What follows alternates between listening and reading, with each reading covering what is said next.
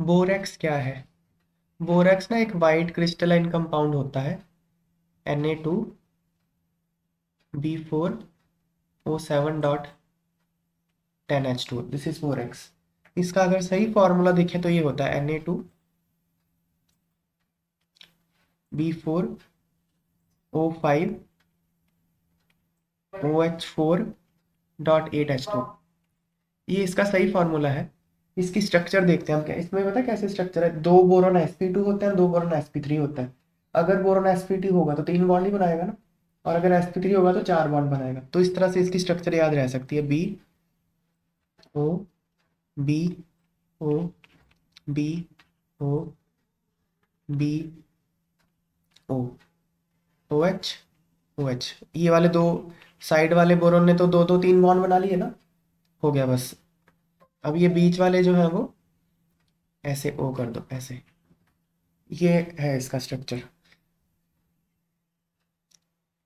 ये देख रहे हो ना, ये B4O5, देखो B4O5 4H2, ये यही है, और Na2 होएगा ये, क्योंकि ये वाला जो नेगेटिव, ये चार्ज नेगेटिव होएगा ना, चार बॉन्ड वाला नेगेटिव नेगेटिव, तो Na2 लगाना पड़ेगा।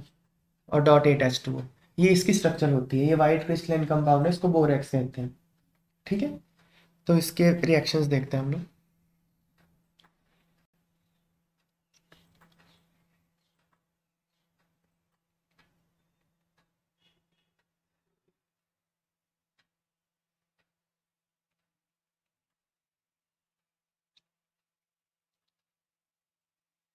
When aqueous solution of borax is acidified with hydrochloric acid, a white crystalline solid is formed which is soapy to touch.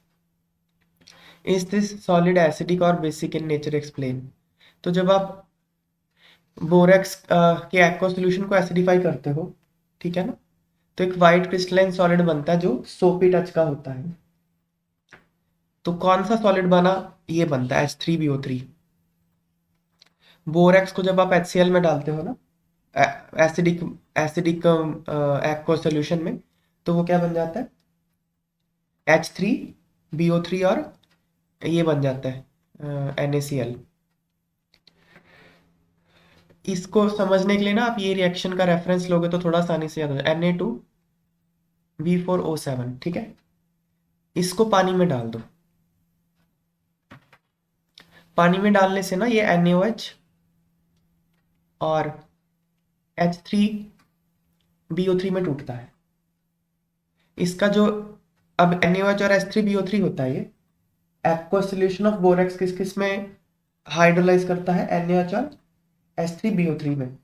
अगर आप अब इसको बैलेंस कर लो, बैलेंस तो कर ही सकते हैं, बैलेंस करेंगे तो इसको बैलेंस कर लो, 7 2 4। अब अगर आप इसमें एसिड डाल दोगे तो एसिड क्या करेगा? एसिड इसके साथ रिएक्ट कर जाएगा ना NaOH के साथ। देखो, 2HCl प्लस 2NaOH, ये बन जाएगा 2NaCl प्लस 2 वाटर। इसमें ऐड कर दो तो ये कट गया ऐसे, तो यही बन जाएगा ना, ये रिएक्शन आ गई ये वाली, ये 7 वाटर से 5 रह जाएगा। ठीक है ना, तो ये रिएक्शन आप उसी से कर सकते हो कि बोरेक्स को वाटर में डालने से NaOH और H3BO3 बनता है, उसमें HCl भी डाल दोगे तो NaOH खत्म होकर NaCl बन जाएगा। और ये जो H3BO3 है, ये वाइट क्रिस्टलाइन सॉलिड होता है जो सोपी टच का होता है, और ऑर्थोबोरिक एसिड है, बस दैट्स इट, हो गया। Identify compounds A, X and Z in the following reactions. तो इनमें A, X और Z को आपको आइडेंटिफाई करना है। तो ये तो हमने अभी ऊपर करी है रिएक्शन, देखो जरा, NaCl और ये अभी करी ना हमने। किसको? HCl और 5, ये बोरेक्स ही तो है, और ये ऑर्थोबोरिक एसिड है। ऊपर जो रिएक्शन करी वही तो है, ये बोरेक्स है, Na2B4O7 है ना, और X क्या है?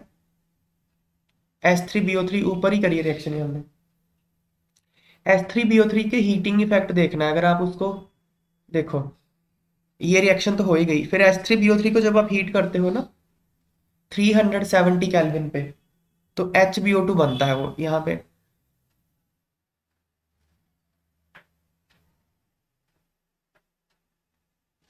ये रहा boric acid on heating above 370 kelvin forms metaboric acid, HBO2 बन गया मेटाबोरिक एसिड। ये ऑर्थोबोरिक एसिड है, ऑर्थोबोरिक एसिड में से एक वाटर निकाल दो तो मेटाबोरिक एसिड। उसको और ज्यादा हीट करोगे तो बोरिक एनहाइड्राइड बन जाता है, बोरिक ऑक्साइड B2O3 बोरॉन का एनहाइड्राइड। तो ये हीटिंग इफेक्ट याद रखना।